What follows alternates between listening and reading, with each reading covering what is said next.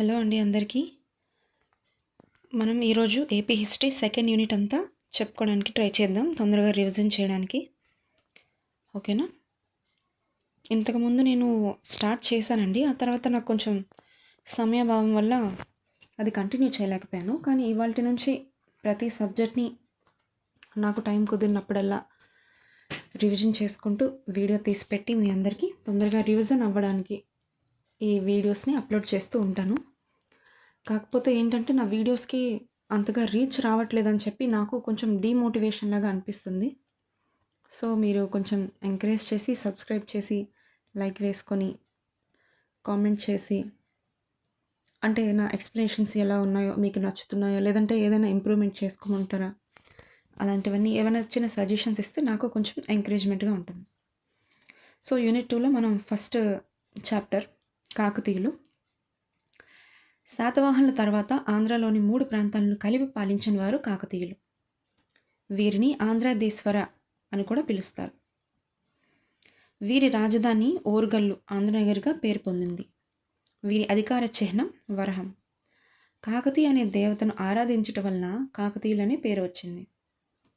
విద్యానాథుడు రచించిన ప్రతాపరుద్ర యశోభూషణంలో వీరి కులదైవం కాకతి అని ఉంది.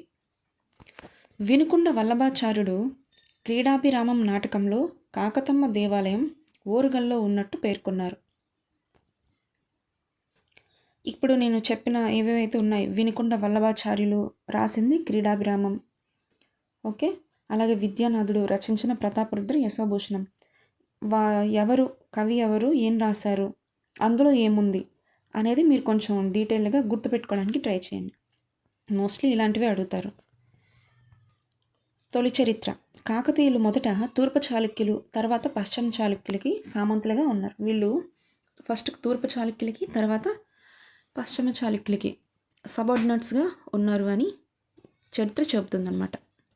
మైలాంబ జారీ చేసిన బయ్యారం చెరువు శాసనం, ఇంగ్లీష్లో ఏమంటారు, బయ్యారం ట్యాంక్ ఇన్స్క్రిప్షన్. మైలాంబ జారీ చేసిన బయ్యారం చెరువు శాసనం ప్రకారం ఈ వంశ మూలపురుషుడు వెన్న భూపతి కాకతీపురం నుంచి పాలించారట.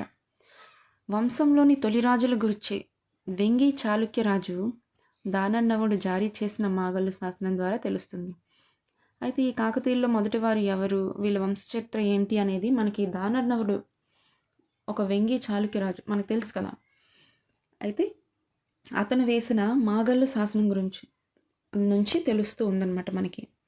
ఈ శాసనంలోని కాకర్తె కుండన ముందు గల 3 తరాల కాకతీయుల చరిత్రలు తెలుపుతున్నాయి అన్నమాట.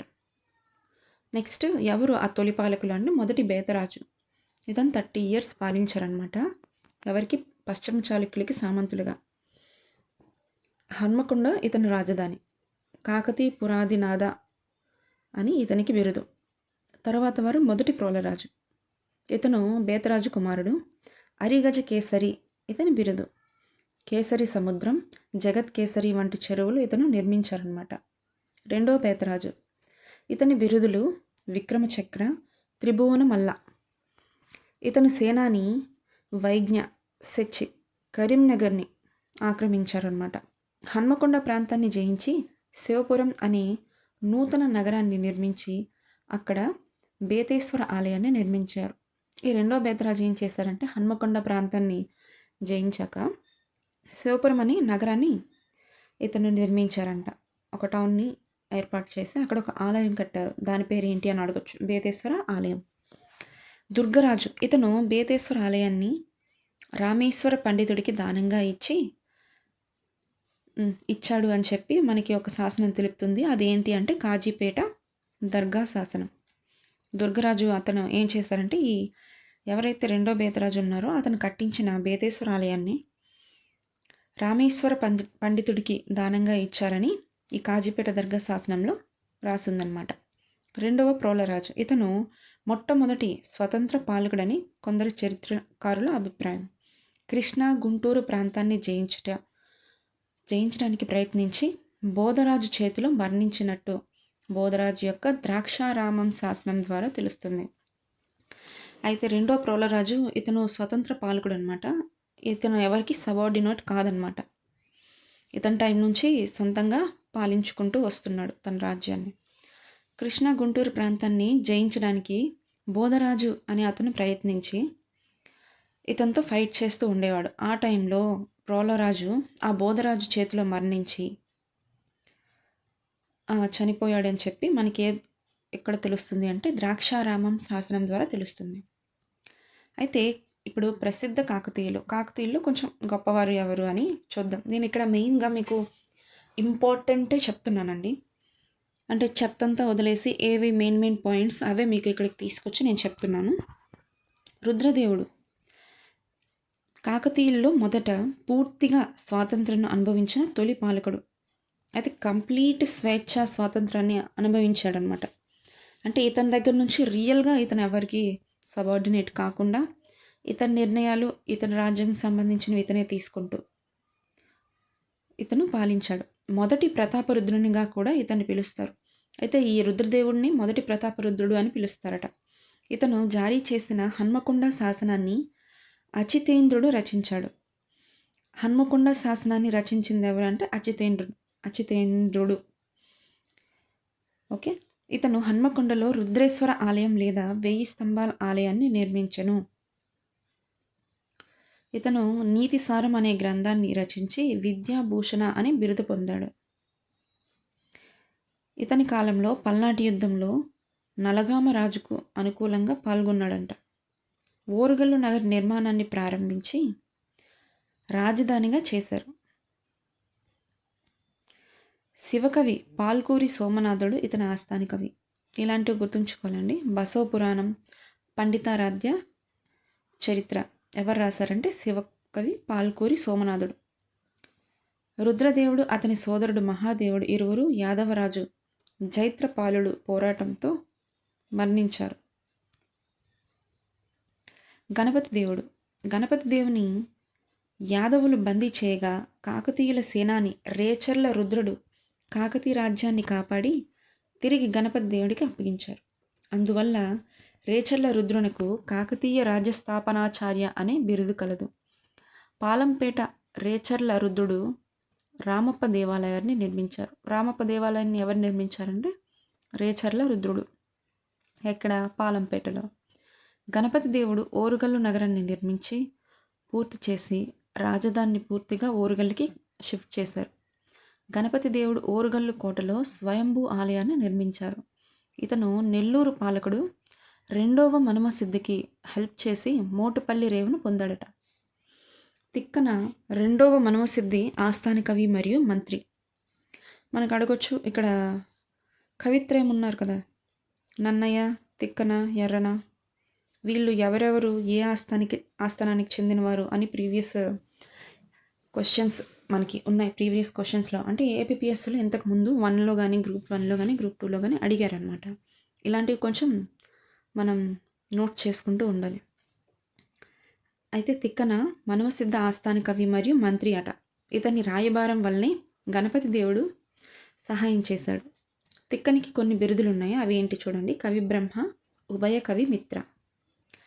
మహాభారతంలోని విరాట పర్వం నుంచి స్వర్గారోహణ పర్వం వరకు గల 15 పర్వాలను తెలుగులో అనువాదం చేశారు. నిర్వచనోత్తర రామాయణం అనే కావ్యాన్ని రచించారు. మోటుపల్లి వచ్చే విదేశీ వ్యాపారులకు రక్షణ కల్పించుటకు మోటుపల్లి అభయ శాసనాన్ని గణపతి దేవుడు జారీ చేశాడు. గణపతి దేవుని సేనాని జాయప్ప నృత్య రత్నావళి సంస్కృతంలో రచించాడు. అయితే గణపతి దేవుడి దగ్గర ఒక సేనాని ఉన్నాడు. అతని పేరేంటే జాయప్ప. అతను సంస్కృతంలో ఏం రాశాడంటే నృత్య రత్నావళి.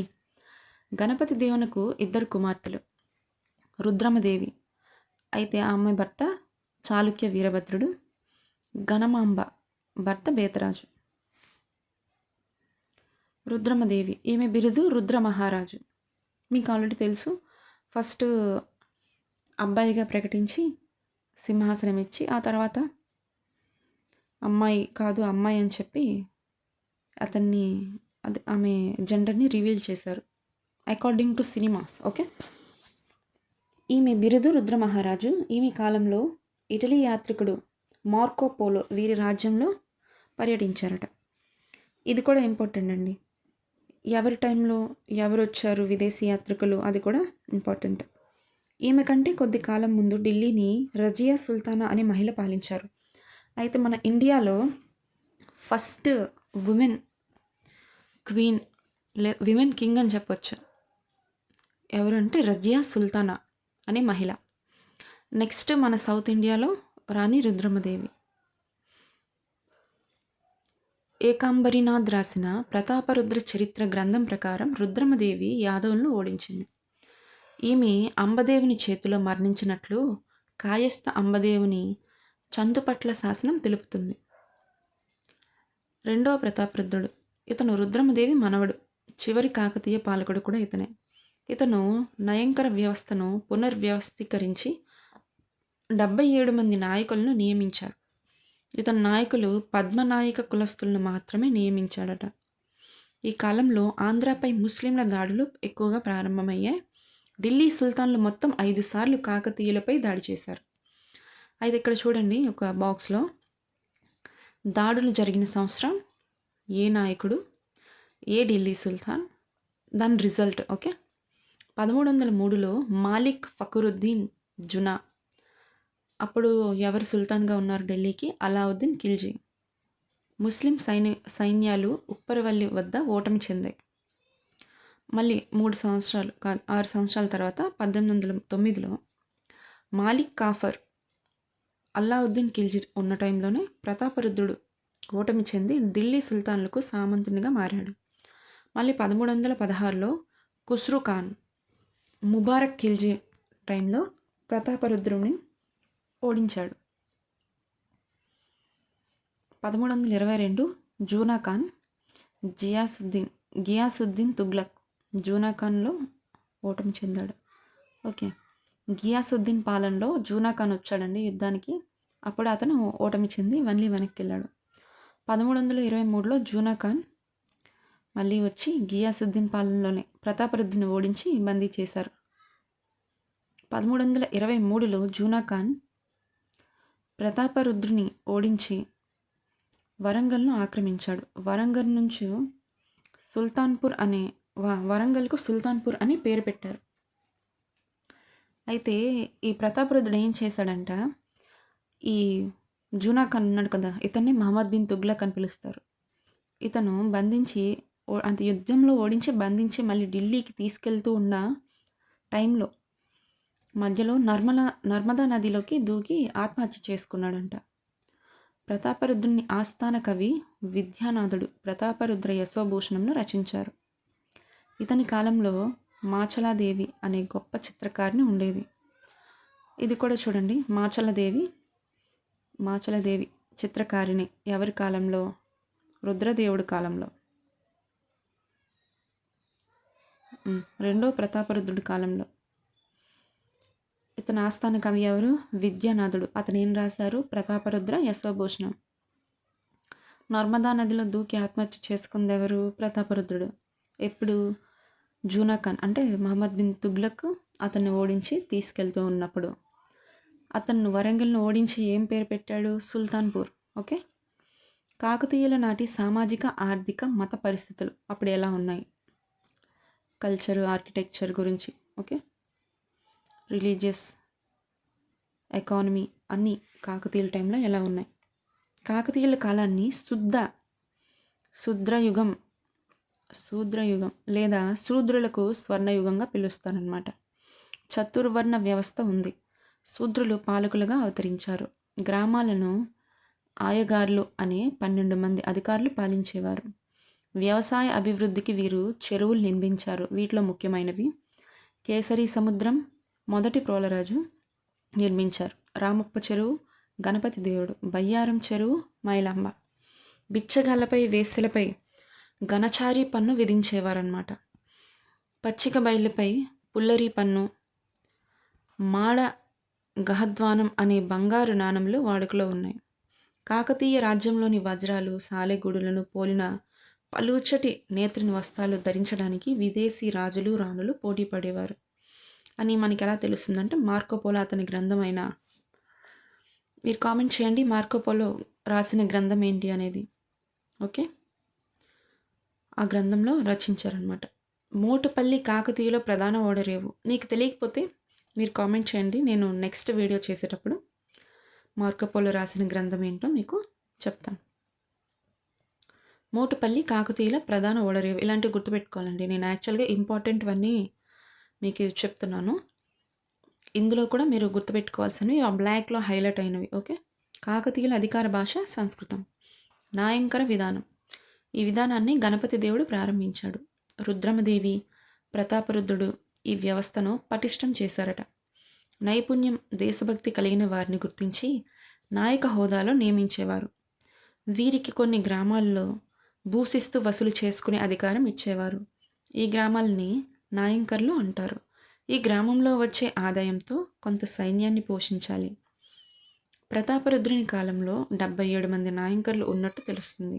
రుద్రమదేవి కాలంలో బొల్లి నాయకుడని నాయకుడు, బుల్లి కాదండి బొల్లి, కొంత భూమిని దానం చేసినట్టు శాసనం కూడా లభించింది. కాకతీయుల కాలానికి చెందిన ప్రముఖ రచనలు, ఆ రచనలన్నీ ఇక్కడ ఇచ్చాను చూడండి.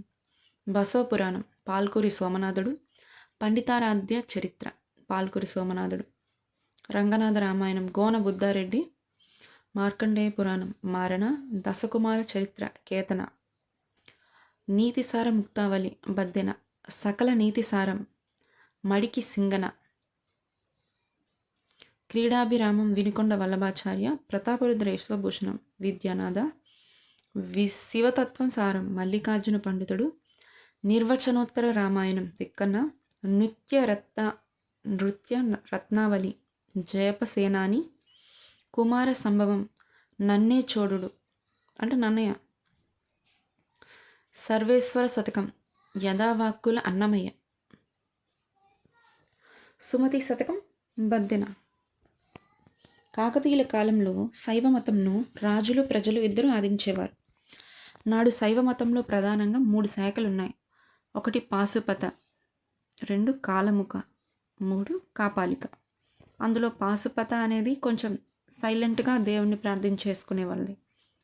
ఆ తర్వాత ఈ కాలముఖ, కాపాలిక కొంచెం డేంజరస్ అన్నమాట. అయితే వీటి ప్రధాన కేంద్రాలు, సెంటర్స్ ఏంటి అంటే పాశుపత కాలముఖకి శ్రీశైలం, కాపాలిక భైరవకొండ. ఈ భైరవకొండ ఎలాంటిదంటే అక్కడ పీకలు కోసుకొని అర్పించేవారు అనమాట శివుడికి. అలాంటి ఒక డేంజరస్ ప్లేస్. అప్పట్లో ఉండే మూఢనమ్మకాలు అనమాట అవి. కర్ణాటక బసవేశ్వరుడు స్థాపించిన వీరశైవం కాకతీయుల కాలంలో ఆంధ్రాలో ప్రవేశించింది. అయితే వీరశైవం అనే మతం ఎక్కడ స్థాపించబడింది అంటే కర్ణాటకలో బసవేశ్వరుడు స్థాపించాడు అని గుర్తుపెట్టుకోవాలి.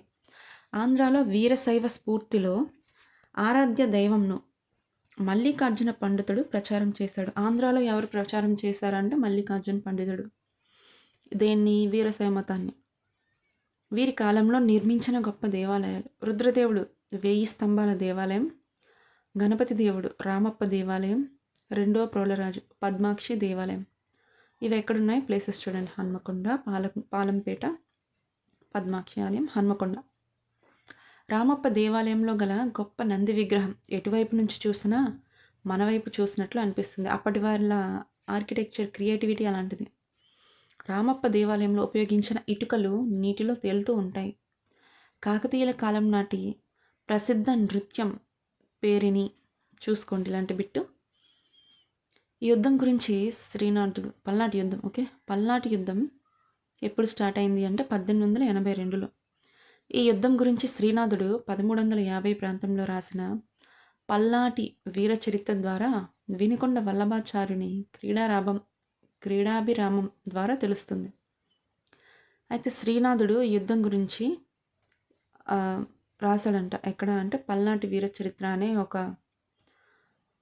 రైటింగ్ వల్ల. అది ఎవరు, వినుకొండ వల్లభాచార్యుడు క్రీడాభిరామంలో కూడా రాసుకున్నారు. అంటే శ్రీనాథుడు పల్నాటి చరిత్ర, వీర చరిత్ర రాశారు అని వినుకొండ వల్లభాచార్యుడు అతని బుక్లో రాసుకున్నారనమాట. ఈ యుద్ధం పల్నాడు హయ వంశస్థుల మధ్య జరిగింది. ఈ యుద్ధం ఎవరెవరి మధ్య జరిగిందంటే హయ వంశస్థుల మధ్య మరియు పల్నాడు వాళ్ళ మధ్య. ఈ యుద్ధంలో పాల్గొన్నవారు: అరివెల్లి నాగమ్మ, మలిదేవ బ్రహ్మనాయుడు, నలగ మహారాజు, నలగామరాజు, మలిదేవరాజు. ఓకే, ఈ యుద్ధంలో ఎవరెవరు పాల్గొన్నారంటే నలగామరాజు, ఆయన మంత్రి అరివెల్లి నాగమ్మ, మరియు మలిదేవరాజు ఆయన మంత్రి బ్రహ్మనాయుడు. ఈ యుద్ధంలో 1882 కారంపూడిలో 3 రోజుల పాటు జరిగింది. ఎవరు పాల్గొన్నారు, రాజు ఎవరు, మంత్రి ఎవరు, ఆ డేట్ కూడా గుర్తుంచుకోండి, పొరపాటున అడిగేయచ్చు. నెక్స్ట్ ఏం ప్రాంతం అంటే కారంపూడి ప్రాంతం. మలిదేవరాజు సేనాని బాలచంద్రుడు. ఓకేనా. ఈ యుద్ధంలో నలగ మహారాజు విజయం సాధించాడు. ఎవరెవరంటే నలగామరాజు అండ్ నాగమ్మ విజయం సాధించారు. బ్రహ్మనాయుడు వీర వైష్ణవ మతాన్ని ప్రచారం చేశాడు. వాళ్ళు ఓడిపోయారు, అయినా వీర వైష్ణవ మతాన్ని ప్రచారం చేశారు. ఇతను మాచర్లలో చెన్నకేశవ ఆలయాన్ని నిర్మించారనమాట. ఎవరు, బ్రహ్మనాయుడు. మలిదేవరాజు మంత్రి అయిన బ్రహ్మనాయుడు మాచర్లలో చెన్నకేశవ ఆలయాన్ని నిర్మించాడు. అలాగే వీర వైష్ణవ మతాన్ని ప్రచారం చేశారు. ఇప్పుడు మనం నెక్స్ట్ రెడ్డి రాజుల గురించి తెలుసుకుందాం. రెడ్డి నాయక రాజ్యాలు. కాకతీయుల అనంతరం దాదాపు 100 సంవత్సరాల పాటు ముసునూరు, వెలమ నాయకులు రెడ్డి రాజుల పాలన చేశారు. రెడ్డి రాజులు క్రీస్తు శకం 1325, 1425 100 ఏళ్ళు పాలించారండి. ఈ వంశ స్థాపకులు ప్రోలయ వేమారెడ్డి. ఎవరెవరు రెడ్డి రాజులు అనేది లిస్ట్ ఇచ్చారు ఇక్కడ చూడండి. ఫస్ట్ ప్రోలయ వేమారెడ్డి, తర్వాత అనువతారెడ్డి, తర్వాత వేమారెడ్డి, 4వవాడు కుమారగిరిరెడ్డి, పెదకోమటి వేమారెడ్డి, ఆ తర్వాత రాచ వేమారెడ్డి. వీరి రాజధాని అద్దంకి, తర్వాత రాజధాని అనవోతారెడ్డి కొండవీడికి మార్చాడనమాట. ప్రోలయ వేమారెడ్డి శ్రీశైలంలో పాతాళగంగకు మెట్లు నిర్మించారు. ఇక్కడ ఎవరు ఏం నిర్మించారు కొంచెం ఇంపార్టెంట్ చూసుకోండి. ప్రోలయ వేమారెడ్డి శ్రీశైలంలో పాతాళగంగకు మెట్లు నిర్మించారు. దీనికి అవచి తిప్పయ్య శెట్టి అనే వ్యాపారి సహాయం చేశారు. ఎవరు ఏం నిర్మించారు, ఎవరు హెల్ప్ చేశారు, ఇలాంటివి అడగచ్చు, చూస్తూ ఉండండి కొంచెం. ఎర్రన ప్రోలయ వేమారెడ్డి ఆస్థాన కవి. ఇందాక నన్నయ్య తిక్కన ఎర్రన కవిత్రయం గురించి చెప్పాను కదా, అందులో 2వ ప్రతాపరుద్రుడి యొక్క ఆస్థాన కవి తిక్కన. ఇక్కడ ప్రోలయ వేమారెడ్డి ఆస్థాన కవి ఎర్రన. ఇతని బిరుదులు శంభూదాసుడు, ప్రబంధ పరమేశ్వరుడు. ఎర్రన రచనలు మహాభారతంలోని అరణ్య పర్వం సగభాగం రాశారు. అలాగే ఉత్తర హరివంశం, నరసింహ పురాణం ఇతను రాశారనమాట. ఇప్పుడు నెక్స్ట్ మనం కుమారగిరిరెడ్డి గురించి తెలుసుకుందాం. కుమారగిరిరెడ్డి వసంతోత్సవములు అనే ఒక పండుగల్ని నిర్వహించేవారు అనమాట. కర్పూర వసంతరాయలు అనే బిరుదు ఇతనికి ఉంది. ఎవరికి, కుమారగిరిరెడ్డికి. ఇతను వసంత రాజీయం అనే గ్రంథాన్ని రచించారు. లకుమాదేవి ఇతని ఆస్థాన నర్తకి. ఈ నర్తకి సింగరు, డాన్సరు ఇలాంటివి కూడా గుర్తుపెట్టుకోండి. లకుమాదేవి. ఇతని బామ్మరిది మరియు సేనాని కాటయ్య వేమారెడ్డి రాజమండ్రిలో మరో రెడ్డి రాజ్యాన్ని స్థాపించారు. వేమన కుమారగిరిరెడ్డి యొక్క కుమారుడు. మనకి వేమన తెలుసు కదండి, మన తెలుగు కవి. ఆటవెలది రచన చేశారు. వేమన సాహిత్యంపై సిపి బ్రౌన్ రీసెర్చ్ కూడా చేశారట. పెదకోమటి వేమారెడ్డి క్రీస్తు శకం 1402 నుంచి 1420 వరకు పాలించారు. ఇతను సంగీత చింతామణి, సాహిత్య చింతామణి, శృంగార దీపిక అనే గ్రంథాలు రాశారు. ఇతని ఆస్థాన విద్యాధికారి కవి సార్వభౌమ శ్రీనాథుడు. శ్రీనాథుడు రచనలు శృంగార నైషధం, కాశీఖండం, శివరాత్రి మహత్యం, హరివిలాసం, పల్నాటి వీరచరిత్ర, భీమఖండం. ఈ రచనలు కొంచెం గుర్తుపెట్టుకోవాలండి మీరు. ఎన్ని ఉన్నాయో గుర్తుపెట్టుకోవడానికి. ఆల్రెడీ మీరు 2 times రివిజన్ చేస్తుంటారు. ఓకే, ఇది మీకు ఒక క్విక్ రివిజన్ లాగా స్పీడ్గా అన్నీ ఒక చోట దొరుకుతాయి అన్నమాట, ఇంపార్టెంట్వన్నీ. ఇప్పుడు ఆ స్క్రాప్ అంతా చదవలేం కదా ఫస్ట్ నుంచి, ఆ బుక్స్ అన్నీ తిరగేసి. సో మీకు మీద మీదనే కాదు, ఇది డెప్త్గా కూడా ఉంది. ఓకే, ఇది చదువుకుంటే మీకు చాలా యూస్ఫుల్గా ఉంటుంది. శ్రీనాథుడు విజయనగర రాజు రెండవ దేవరాయల ఆస్థాన కవి డిండిమ భట్టు ఓడించి కవి సార్వభౌమ అనే బిరుదు పొందాడు. రెడ్డి రాజుల్లో చివరివాడు రాచవేమారెడ్డి. ఇతను పురిటి సుంకం విధించేవాడు. ఇది చాలా ఇంపార్టెంట్ అండి, ఆల్రెడీ 2-3 టైమ్స్ అడిగాడు. పురిటి సుంకం విధించిన రెడ్డి రాజు ఎవరు అంటే రాచవేమారెడ్డి. ఇతని చివరివాడు. అంటే ఇప్పుడు ఎవరైతే డెలివరీ అవుతారో వాళ్ళ దగ్గరికి వెళ్ళి ఇతను బయట నిల్చుని వినేవాడు. ఎవరు ఎంత గట్టిగా అరిస్తే, అంటే లేడీస్ డెలివరీ టైంలో అంత ఎక్కువ ట్యాక్స్ వేసేవాడు అనమాట. అలాంటి నీచుడు నికృష్టుడు. అతనికి బిరుదులు కూడా ఉన్నాయండో, ఇలాంటి బిరుదులే ఉన్నాయి కొన్ని. మీకు ఏవైనా తిట్టుకుంటూ ఏమైనా బిరుదులు కనిపిస్తే ఇతని పేరే పెట్టేయండి. అతని బిరుదులు నేను ప్రజెంట్ నాకు గుర్తు రావట్లేదు. నేను నెక్స్ట్ వీడియోలో లేదా కామెంట్స్లో మీరు ఎవరైనా అడిగినప్పుడు చెప్పడానికి ట్రై చేస్తాను. ఓకే, ప్రజలు తిరుగుబాటు చేసి ఇతన్ని చంపేశారు. మరి ఇంత మంచివాడు కదా. అయితే ఒక ఆయన వైఫ్కి డెలివరీ జరుగుతూ ఉన్నప్పుడు వీడు బయట నుంచి వింటూ ఉన్నాడు. ఆమె ఎంత గట్టిగా పురిటి టైంలో అరుస్తూ ఉంటే, అంత వేస్తుంటే ఒకడు చూసి ఊరుకోలేక చంపేశాడనమాట ఇతన్ని. అంత మహానుభావులు ఉన్నారు మన చరిత్రలో. ఇలాంటి వాళ్ళు కూడా ఉన్నారండి.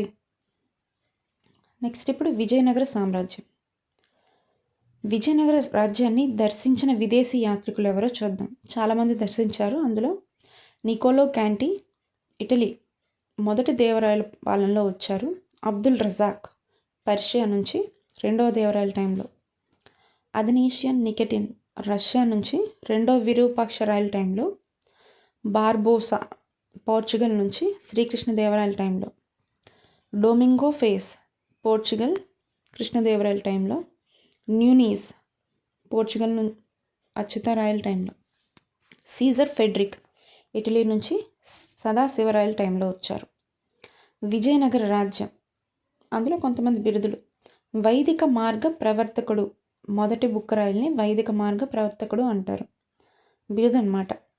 రాజవ్యాస లేదా వాల్మీకి రెండవ హరిహర రాయలు. గజబేటకార రెండవ దేవరాయలు. ఆంధ్రభోజ శ్రీకృష్ణదేవరాయలు. సాహిత్య సామరంగ గణ సూత్రధారి. ఇక్కడ మన కృష్ణదేవరాయలు మనకి ఫేవరెట్ కాబట్టి ఇతనికి సంబంధించినవన్నీ మోస్ట్లీ మనకు గుర్తుంటాయి. కష్టమైనా సరే, నోరు తిరగకపోయినా సరే మనం గుర్తుపెట్టుకోవాలి. ఆంధ్ర కవితా పితామహుడు అల్లసాని పెద్దన్న గారు. పద కవితా పితామహుడు తాళ్లపాక అన్నమాచార్యులు. విజయనగర సామ్రాజ్యం 1336లో అనెగుంది కేంద్రంగా హరిహరరాయలు బుక్కరాయలు అనే ఇద్దరు సోదరులు స్థాపించారు. వీరికి శృంగేరి మరాఠాధిపతి విద్యారణ్య స్వామి సహాయం చేశాడనమాట. ఈ సామ్రాజ్యాన్ని 4 వంశాలుగా పరిపాలించారు. 1 సంగమ వంశం, 2 సాలువ, తులువ, అరవీటి. 36 నుంచి 1485 వరకు సంగమ వంశం. ఇది మనకు తెలుసు, హరిహర రాయలు బుక్కరాయలు దీన్ని స్థాపించారు. నెక్స్ట్ హరిహర రాయలు 1 1343. మొదటి హరిహర రాయలు రాజధానిని అనగుంది నుంచి విజయనగరానికి మార్చారన్నమాట. విజయనగరం అంటే విజయాల నగరం అని అర్థం. ఇతని కాలంలో హసన్ గంగు 1347లో గుల్బారా కేంద్రంగా బహమనీ రాజ్యాన్ని స్థాపించాడు. అంటే హరిహర రాయల టైంలోనే హసన్ గంగు అనేవాడు బహమనీ రాజ్యాన్ని గుల్బారా సెంటర్లో స్థాపించారు.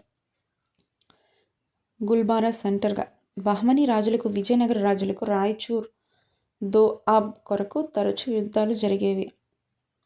ఇదొక ప్రాంతం అండి, రాయచూర్ దో అబ్ అనే ప్రాంతం. అంటే మహారాష్ట్రకి కర్ణాటకకి మధ్యలో ఉంటుందన్నమాట. ఆ ప్రాంతం గురించి కొట్టుకునేవారు. మొదటి బుక్కరాయలు ఇతని కుమారుడు కంపన మదురైని ఆక్రమించారు. ఈ దండయాత్ర గురించి కంపన భార్య గంగాదేవి మధురా విజయం అనే గ్రంథాన్ని రచించింది. అయితే మొదటి బుక్కరాయలు భార్య ఇక్కడ ఎవరు?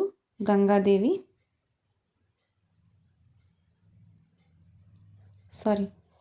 మొదటి బుక్కరాయలు కుమారుడు కంపన భార్య గంగాదేవి. ఆవిడేంటి రాశారు అంటే మధురా విజయం రాశారు. ఎందుకు అంటే వాళ్ళ ఆయన మధురాని ఆక్రమించి జయించాడు కాబట్టి. వైదిక మార్గ ప్రవర్తక అని ఇతన్ని పిలుస్తారు. ఎవరిని బుక్కరాయల్ని. శ్రీరంగపట్టణంలో జైనులకు వైష్ణవులకు మధ్య ఏర్పడిన వివాదాలను పరిష్కరించాడు. ఇతని ఆస్థాన కవి నాచన సోముడు ఉత్తర హరివంశాన్ని రచించాడు. నాచాన సోముడు ఏం చేశారు? ఉత్తర హరివంశ అనే గ్రంథాన్ని రాశాడు. మొదటి దేవరాయలు నికోలో కాంటి ఇటలీ యాత్రికుడు ఇతని టైంలో వచ్చారు. మనం ఇందాక చూసాం. హంపి వద్ద తుంగభద్ర నదిపై ఆనకట్టు నిర్మించాడు. ఇక్కడ డ్యామ్స్ కన్స్ట్రక్షన్ ఎవరి టైంలో ఏవి చాలా ఇంపార్టెంట్, ఆల్రెడీ చెప్పాను. మళ్ళీ రిపీట్ చేయండి. ఓకే, మీరు మంచివాళ్ళు, నాకు తెలుసు, మీరు నేర్చేసుకుంటారు. ఆల్రెడీ మీకు తెలుసున్నా కూడా రివిజన్ అయిపోద్ది చక్కగా. మీకు తెలియనివి ఏవైనా ఉంటే మీరు నోట్స్లో యాడ్ చేసుకోండి. ఓకే. రెండవ దేవరాయలు ఇతను సంగమ వంశంలో గొప్పవాడు. 1443లో పర్షియా రాయబారి అబ్దుల్ రజాక్ ఇతని ఆస్థానాన్ని సందర్శించారు. అబ్దుల్ రజాక్ విజయనగరం 7 వలయాలుగా నిర్మించబడినట్లు చెప్పారు. ఇటలీ యాత్రికుడు నికోలో క్యాంటి అత్యధికంగా ఇతని పాలనలో ఎక్కువ విజయనగరంలోనే ఉన్నారంట. నికోలో క్యాంటి ముస్లిం సైనికులను సైన్యంలో చేర్చుకున్నారట. తన సింహాసనం ఎదురుగా ఖురాన్ ప్రతిని ఉంచి పాలన చేశారు. ముస్లిం సైనికులు సైన్యంలో చేర్చుకున్నారు, ఖురాన్ ఉంచుకున్నాడు. ఓకే. ఇతను మహానాటక సుధానిధి అనే గ్రంథాన్ని రచించారు. ఇతనికి పండిత సభను ముత్యాలశాల అని పిలుస్తారు. అయితే ఇతన్ని పండిత సభలో ముత్యాలశాల అని పిలుస్తారట. ఇతని ఆస్థాన కవి డిండిమ భట్టు ఓడించి శ్రీనాథుడు కనకాభిషేకం పొందాడు. అయితే రెండవ దేవరాయల టైంలో ఆస్థాన కవి అయిన డిండిమ భట్టని శ్రీనాథుడు ఓడించి అతనికి కనకాభిషేకం చేసి పంపారంట. సాలువ వంశం వీరు తెలుగువారు. వీరి తొలి నివాసం కళ్యాణకటకం. ఇతని ఆస్థాన కవి రాజనాథ డిండిమడు సాలువాభ్యుదయం రచించాడు. అయితే డిండిముడు అక్కడ ఏ వంశం ముందు సంగమ వంశానికి ఆ తర్వాత సాలువ వంశానికి జాయింట్గా ఆస్థాన కవి రాజనాథ డిండిమ. అంటే వాళ్ళ పాలన అయిపోయిన తర్వాత వీళ్ళ పాలన టైంలో కూడా అతను ఉన్నాడు. సాలువాభ్యుదయం అనే గ్రంథాన్ని రచించి మరో కవి పిల్లల మర్రి పినవీరభద్రుడు జెమినీ భారతం శృంగార శాకుంతలం రచించాడు. అయితే ఒకతను ఆస్థాన కవి అయిన రాజనాథ డిండిమ, ఇంకొక అతను పిల్లల మర్రి పినవీరభద్రుడు. ఇతనేం రాశాడు?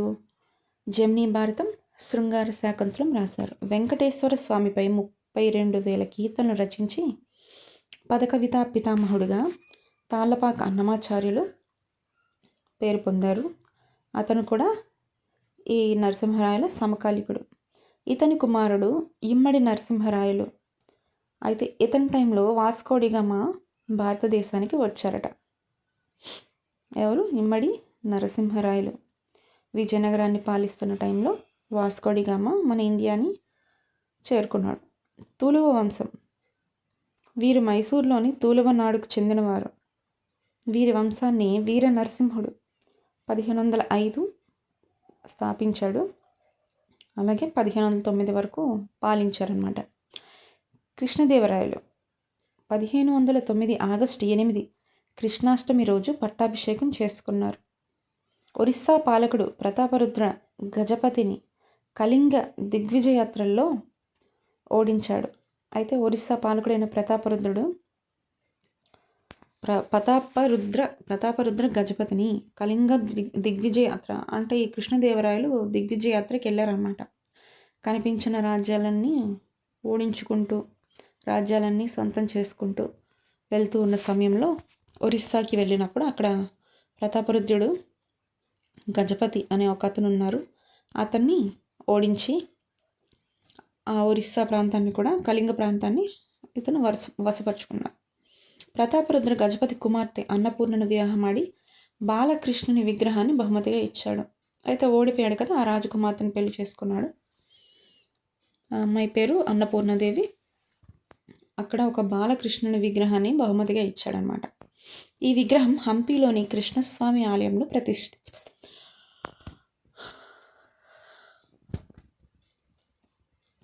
బహమనీ రాజు 4వ మహమ్మద్ను బందీ చేసి అతని ప్రధాని ఖసీం ఖదీర్ అధికారాన్ని అనుభవిస్తున్నాడు. అహ్మద్ అయితే ఏం జరిగిందంటే, ఈ టైంలో బహమనీ రాజు 4వ మహమ్మద్ను బందీ చేసి అతని ప్రధాని ఖదీర్ ఆ రాజును బందీ చేసి ఆ రాజు అధికారాన్ని తాను అనుభవిస్తున్నాడు అనమాట. శ్రీకృష్ణ దేవరాయలు గుల్బారాపై దాడి చేసి ఖసీం ఖాదీర్ను ఓడించి 4వ మహమ్మద్కి తిరిగి సింహాసనం అప్పగించి యవన రాజ్య స్థాపనాచార్య అనే బిరుదు పొందాడు. అయితే రాజును బందీ చేసి ఆ మంత్రి ఏం చేశాడు, పాలిస్తూ ఉన్నాడు కదా, ఆ మంత్రితో యుద్ధం చేసి మళ్ళీ ఆ రాజుకి కృష్ణదేవరాయలు మళ్ళీ రాజ్యాన్ని అందించాడనమాట. అయితే అలా చేసినందుకు అతనికి యవన రాజ్య స్థాపనాచార్య అని బిరుదు వచ్చింది. శ్రీకృష్ణదేవరాయల కాలంలో బహమనీ రాజ్యం 5 భాగాలుగా విడిపోయింది. విజయనగర రాజ్యానికి సరిహద్దుగా బీజాపూర్ రాజ్యం వచ్చిందనమాట. ఇతను బీజాపూర్ సుల్తాన్ యూసఫ్ ఆదిల్ షాను కోవిల్ కొండ యుద్ధంలో, తర్వాత ఇస్మాయిల్ ఆదిల్ షాను రాయచూర్ యుద్ధంలో ఓడించాడు. ఇతను పోర్చుగీస్ గవర్నర్ అల్బుకర్తో సంధి కుదుర్చుకున్నాడు. ఈ ఒప్పందం కుదుర్చుటలో ప్రెయిన్ లూయిస్ అనే పోర్చుగీస్ అధికారి ఎక్కువ కృషి చేశారట. పోర్చుగీస్ వారి నుంచి మేలుజాతి అశ్వాలు దిగుమతి చేసుకునేవారు. మనకప్పుడు హార్సెస్ లేవు. ఓకే, మనం కింద సైన్యాలతో గజాలతో వీటితోనే చేసుకునేవాళ్ళం. హార్సెస్ మనకి పోర్చుగీస్ అటు నుంచి వచ్చిన విదేశీ వాళ్ళు మనకి తీసుకొచ్చారు. పోర్చుగీస్ సేనాని క్రిస్టోఫర్ గ్యారిడో విజయనగర సైన్యాలకు శిక్షణ ఇచ్చారు. పోర్చుగీస్ సేనాని అయిన క్రిస్టోఫర్ గ్యారిడో మన సైన్యాలకు శిక్షణ ఇచ్చారు, విజయనగర సైన్యాలకు. అల్బుకర్ 1510లో గోవాను ఆక్రమించుకునగా కృష్ణదేవరాయలు హెల్ప్ చేశాడనమాట. కృష్ణదేవరాయలు తెలుగు భాషను ఆదరించారు.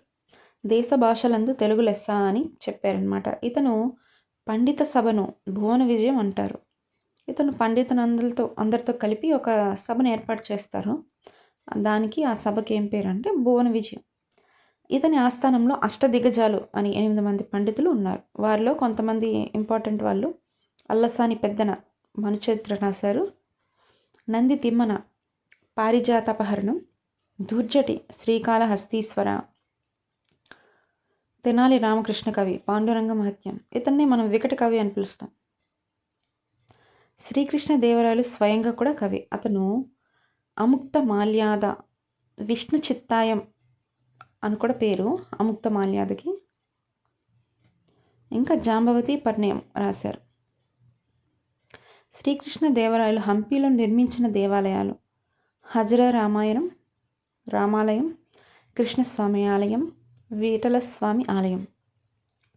శ్రీకృష్ణ దేవరాయలు ఇతర నిర్మాణాలు పద్మమహల్ హంపీలో, పూరంగధరదాస మఠం, నాగులపురం, తల్లి నాగులంబ పేరు మీద నాగులపురం. ఓకే, ఇతను అముక్త మాల్యాద అనే గ్రంథంలో తమిళ భక్తి కవయిత్రి ఆండాల్ గురించి వివరించారు.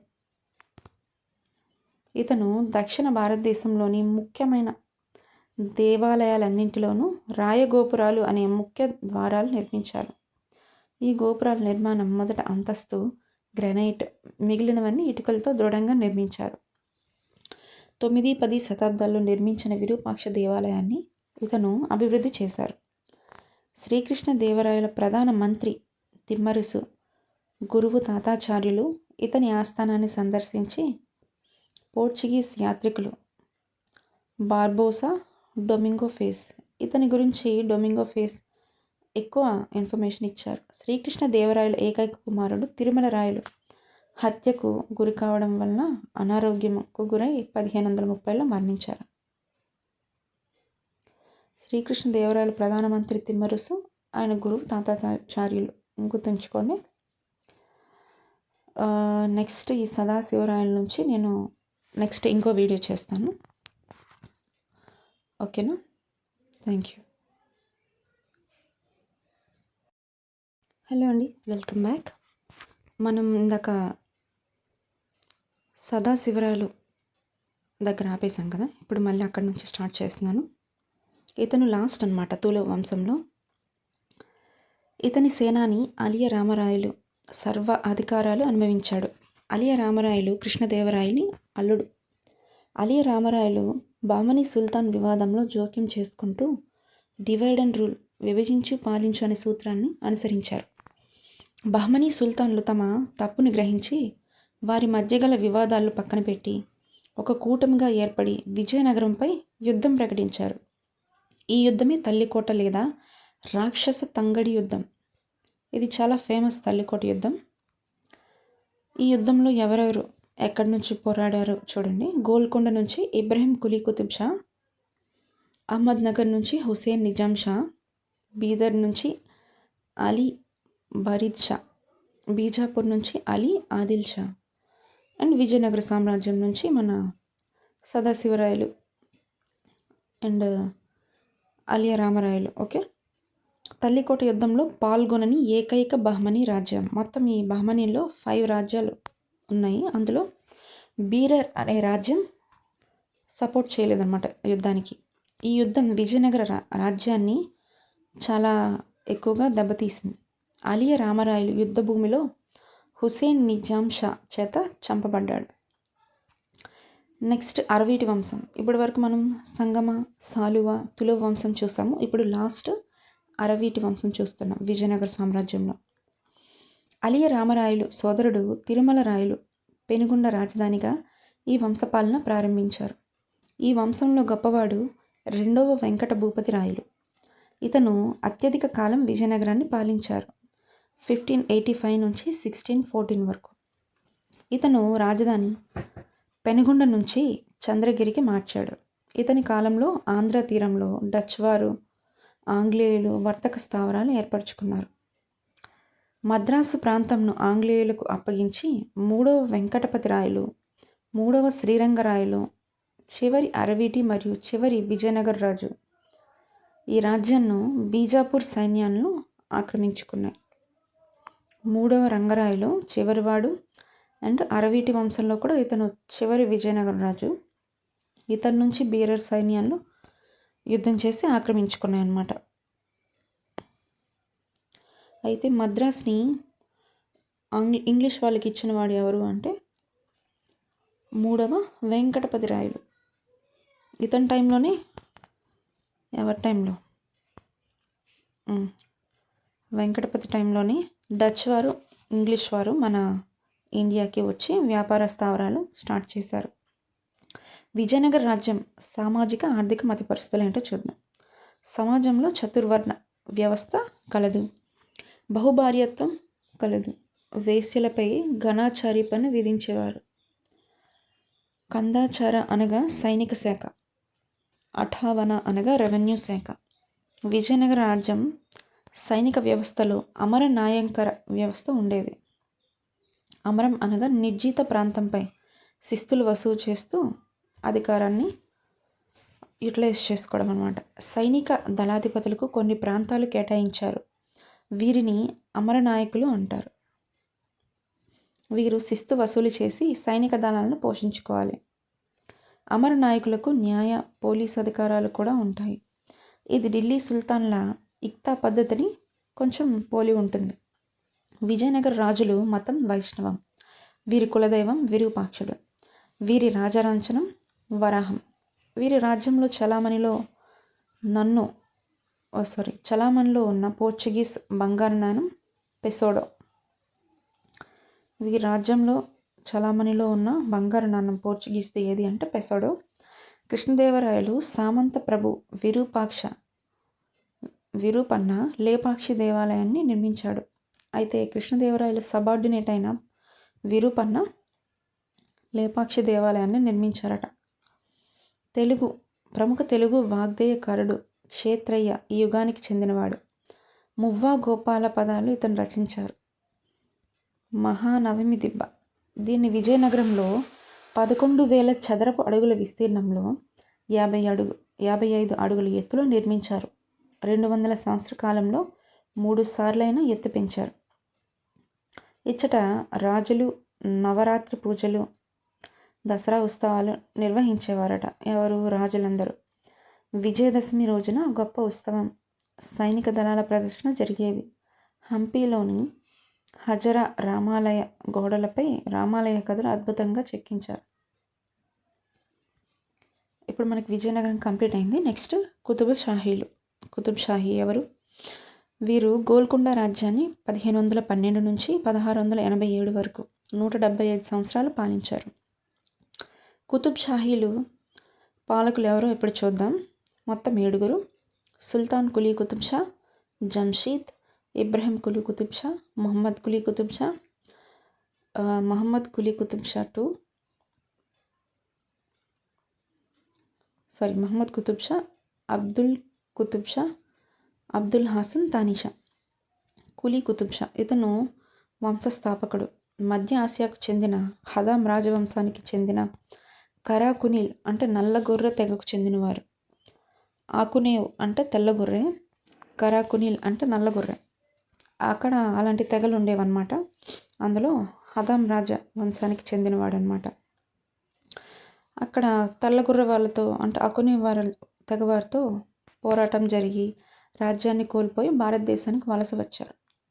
బహమనీ సుల్తాన్ 3వ మహమ్మద్ షా అంగరక్షక దళంలో సైనికుడిగా చేరాడు. అతని బాడీగార్డ్గా వాళ్ళ ఆర్మీలో చేరారు. తర్వాత తెలంగాణ ప్రాంతానికి తరఫ్దార్గా నియమించబడ్డారు.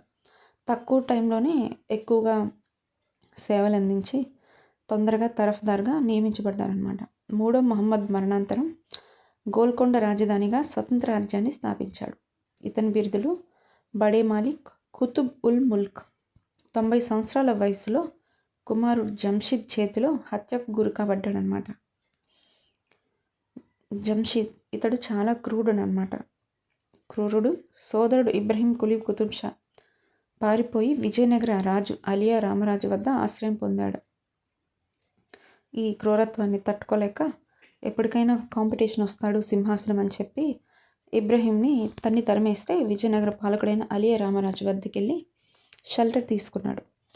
ఆ తర్వాత జంషీద్ని యుద్ధంలో ఓడించి మళ్ళీ ఇబ్రహీం కులీ కుతుబ్ షా వచ్చాడనమాట రాజ్యంలోకి. షా బిరుదు ధరించిన మొదటి పాలకుడు ఎవరు అంటే ఇబ్రహీం కులీ కుతుబ్ షా. తల్లికోట యుద్ధంలో పాల్గొన్నాడు. తెలుగు కవులను ఆదరించి మల్కీబరాముడు అనే బిరుదు పొందాడు. ఇతను భగీరథ అనే మహిళను వివాహమాడాడు. ఉర్దూ భాషను ఆదరించి ఉర్దూ ఛాజర్ పితామహుడుగా పిలువబడ్డాడు. ఇతని అల్లుడు హుసేన్ నిజాం షా హుసేన్ సాగర్ను తవ్వించాడు.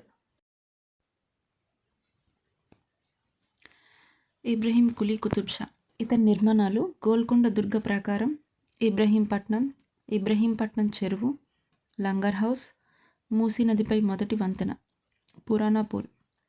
ఇతని ఆస్థానంలో ప్రముఖ తెలుగు కవులు కందుకూరి రుద్రకవి నిరంకుశ పాఖ్యానం, సుగ్రీవ విజయం, పొన్నగంటి తెలగనార్యుడు, యయాతి చరిత్ర, అద్దంకి గంగాధరుడు, తవతి సంవరణోపాఖ్యానం. ఇప్పుడు మొహమ్మద్ కులీ కుతుబ్ షా ఇతను ఈ వంశంలో గొప్ప పండితుడు. ఇతని కులం పేరు మనీలు లేదా మానీలు. తన ప్రేయసి బాగ్మతి పేరు మీదుగా 1591లో భాగ్యనగరం నిర్మించాడు.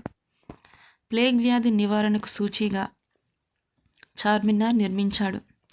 వైజయంతి విలాసంను రచించిన సారంగ తన్మయ ఈ కాలానికి చెందినవాడు. ఇతని కాలంలో ఆంగ్లేయులు మచిలీపట్నంలో మొదటి వర్తక స్థావరం నిర్మించారు.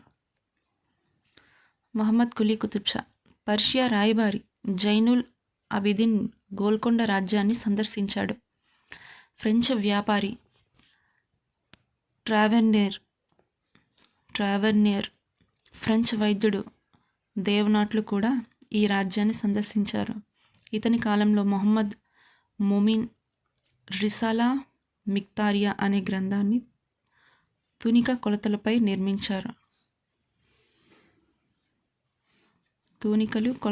నిర్మించారు.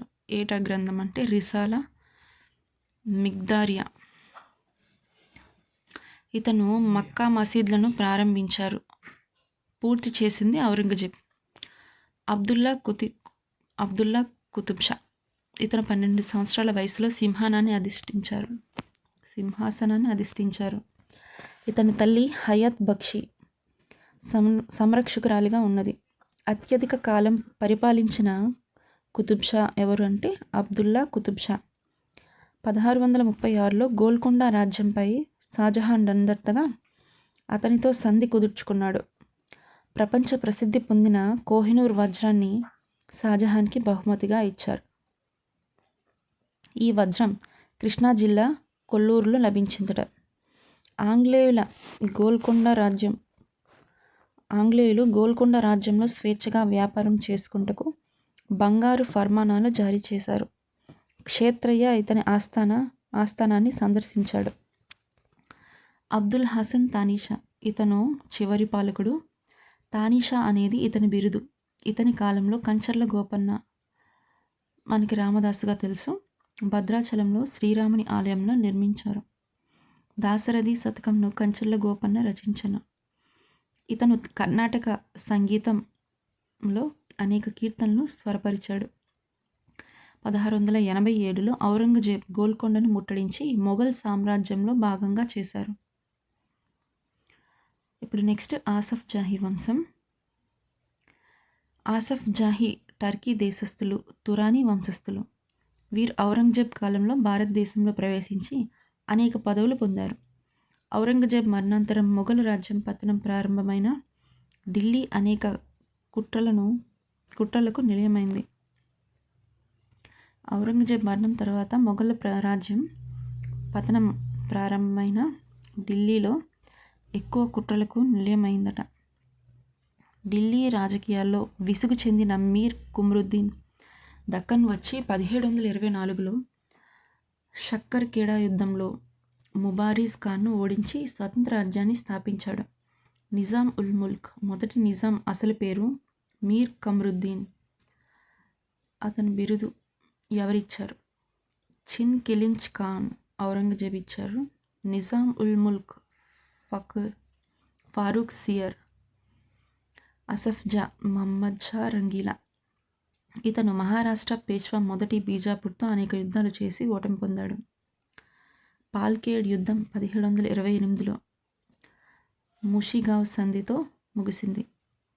భూపాల్ యుద్ధం 1738 దురాయి సరాయి సంధి పేరు. ఈ సంధుల ద్వారా మహారాష్ట్రలకు చౌత్ సర్వేస్ ముల్క్లు చెల్లించుటకు అంగీకరించారు. చౌత్ ఇంకా సర్దేశ్ ముక్లు అనే కొన్ని ట్యాక్సెస్ లాగా, అంటే పరిహారాలు యుద్ధంలో ఓడినందుకు. పర్షియా పాలకుడు నాదీర్ షా ఢిల్లీకి దండెత్తినప్పుడు ఇతను స్వయంగా ఢిల్లీకి వెళ్ళి నాదీర్ షా మొఘల్ చక్రవర్తి షా రంగీలా మధ్య సంధి కుదుర్చాడు. ఈ సంధి ద్వారా మొఘల్ చక్రవర్తి నెమలి సింహాసనం, కోహినూర్ వజ్రం నాదీర్ షాకి ఇచ్చాడు. ఆఫ్ఘన్ జాతీయుడు అహ్మద్ షా అబ్దలీ భారతదేశంపై దండయాత్రకు సిద్ధపడ్డాడు. అహ్మద్ షా అబ్దలీతో చర్చలు జరుపుటకు బయలుదేరిన నిజాం ఉల్ ముల్క్ మహారాష్ట్రంలోని బుర్హాన్పూర్లో మరణించాడు. ఇతను ఎక్కువ మెయిన్గా సంధిలు కుదుర్చడంలో బాగా ఫేమస్ అనమాట, మీడియేటర్గా. నిజాం అలీ. ఇతను రెండవ ఆసఫ్ జాయిగా పిలుస్తారు. ఇతను 1770లో రాజధాని ఔరంగాబాద్ నుంచి హైదరాబాద్కు మార్చాడు. ఇతని కాలంలోనే ఆంగ్లేయులు ఆంధ్ర ప్రాంతాన్ని ఆక్రమించుకున్నారు. ఇతను లార్డ్ వెల్స్లీ ప్రవేశపెట్టిన సైనిక సహకార ఒప్పందంలో చేరిన ఫస్ట్ రాజు అనమాట. ఫస్ట్ విదేశీ రాజు అని చెప్పొచ్చు. ఫ్రెంచ్ అధికారి రెమాండు గన్ ఫౌండర్ని స్థాపించాడు. ఇతని కాలంలోనే తుపాకుల ఫ్యాక్టరీ అనమాట, రెమాండు గన్ ఫౌండరీ. సికిందర్ జా. ఇతను మూడో నిజాం. ఇతని పేరు మీద సికింద్రాబాద్ ఏర్పడింది. ఇతని కాలంలో హెన్రీ రసెల్స్ సైనిక దళాన్ని స్థాపించాడు. ఈ దళ నిర్వహణకు అయ్యే ఖర్చు కొరకు ప్రధాని చందులాల్ పామర్ అండ్ కో నుంచి 60 లక్షల రూపాయలు అప్పు తీసుకున్నాడు. అప్పు తీర్చలేక Palmer and co company Berar ప్రాంతంకి అప్పగించబడిందనమాట. నసీరుద్దీన్ దౌలా ఇతని కుమారుడు ముబారిక్ ఉద్దౌలా హైదరాబాద్ రాజ్యంలో వహాబీ ఉద్యమాన్ని ప్రారంభించాడు. ఈ ఉద్యమంలో కర్నూలు నవాబు గులాం రసూల్ ఖాన్ కూడా పాల్గొన్నారు. ఈ యుద్ధంలో ఆంగ్లేయులకు వ్యతిరేకంగా నిర్వహించబడినది. దీన్ని సిపాయిల తిరుగుబాటు తొలి సూచకగా పరిగణిస్తారు. ఇతని చివరి కాలంలో మీర్ తురబ్ అలీ హైదరాబాద్ ప్రధాని అయ్యాడు. ఇతని మొదటి సాలార్గంజ్గా పిలువబడ్డాడు. 1757లో మే 10న సిపాయిల తిరుగుబాటు ప్రారంభమైన వారం రోజులకు నజీరుద్దౌలా మరణించాడు. అఫ్జలుద్దౌలా సిపాయిల తిరుగుబాటులో ఇతని ప్రధాని సాలార్జంగ్ ఆంగ్లేయులకు మద్దతు పలికారు. ఫలితంగా రాయచూర్, ఉస్మానాబాద్లు తిరిగి పొందడమే కాక ఇతను ఆంగ్లేయులచే స్టార్ ఆఫ్ ఇండియా అనే బిరుదు పొందారు. ఇటీవల యునెస్కో ప్రపంచ వారసత్వ ప్రదేశంగా గుర్తింపబడిన చౌమహల్లా ప్యాలెస్ నసీరుద్దీన్ దౌలా ప్రారంభించగా అఫ్జల్ దౌలా పూర్తి చేశారు. మీర్ మెహబూబ్ అలీ ఖాన్ ఇతను వయస్సు 3 సంవత్సరాల అగుట వలన సాలార్జంగ్ పాలన బాధ్యతలు స్వీకరించి పలు సంస్కరణలు ప్రవేశపెట్టారు. ఇతను మేజర్ అయిన తర్వాత గవర్నర్ జనరల్ లార్డ్ రిప్పన్ హైదరాబాద్లో స్వయంగా పర్యటించి అధికారాలు తిరిగి అప్పగించారు. హైదరాబాద్ సంస్థానాన్ని సందర్శించిన తొలి governor lord Ripon. Governor general చందా రైల్వే పథక వ్యతిరేక ఆందోళనలో ముల్కీ నిబంధనల పోరాటం ఇతని కాలంలోనే జరిగాయి. ఇతను నిజాం కళాశాలను స్థాపించాడు. ఇతని కాలంలో ఫలక్నామా ప్యాలెస్ నిర్మించబడింది. మీర్ ఉస్మాన్ అలీ ఖాన్ 7వ మరియు చివరి నిజాం. ఇతను అనేక చెరువులు తవ్వించాడు, భవనాలు నిర్మించాడు, పరిశ్రమలు ఏర్పాటు చేశాడు. వాటిలో కొన్ని ఉస్మాన్ సాగర్ అసెంబ్లీ భవనం, బోధాన్ చక్కెర కర్మాగారం, హిమాయత్ సాగర్ హైకోర్టు భవనం దగ్గర, సిర్పూర్ కాగితం మిల్లు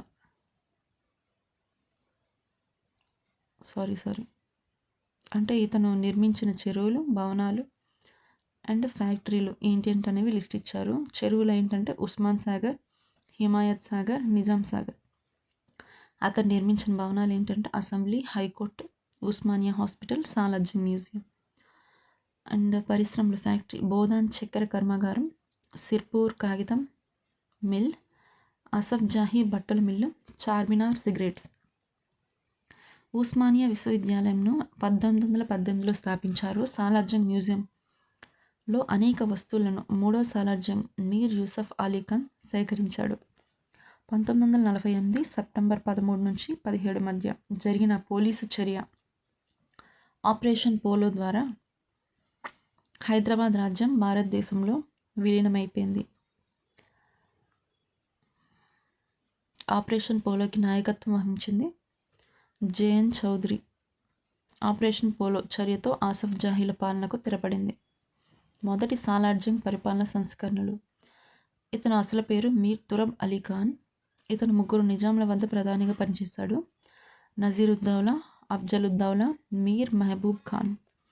1757 సిపాయిల తిరుగుబాటు కాలంలో ఆంగ్లేయులకు సహాయం చేసి రాయచూర్, ఉస్మానాబాద్ తిరిగి పొందడమే కాక 50 లక్షల రూపాయల బకాయిలు ఆంగ్లేయులకు రద్దు చేయించాడు. 1865లో రెవెన్యూ వ్యవస్థలో జిలేబందీ విధానం ప్రవేశపెట్టాడు. 1867లో పోలీస్, రెవెన్యూ శాఖలు వేరు చేశాడు. చందా రైల్వే పథకంలో భాగంగా హైదరాబాద్లో మొదటి రైల్వేను సికింద్రాబాద్, వాడీల మధ్య 1874లో నిర్మింపజేశాడు. ఉర్దూను రాజభాషగా మార్చాడు. ముద్రించిన నాణేలను హులీ సిక్కా అంటారు. ఓకే అండి, ఇక్కడితో మనకి ఏపీ హిస్టరీ యూనిట్ 2 కంప్లీట్ అయినట్టే. థ్యాంక్ యూ అండ్ సబ్స్క్రైబ్ చేసి ఈ వీడియోని ఆదరిస్తారని కోరుకుంటున్నాను. Thank you.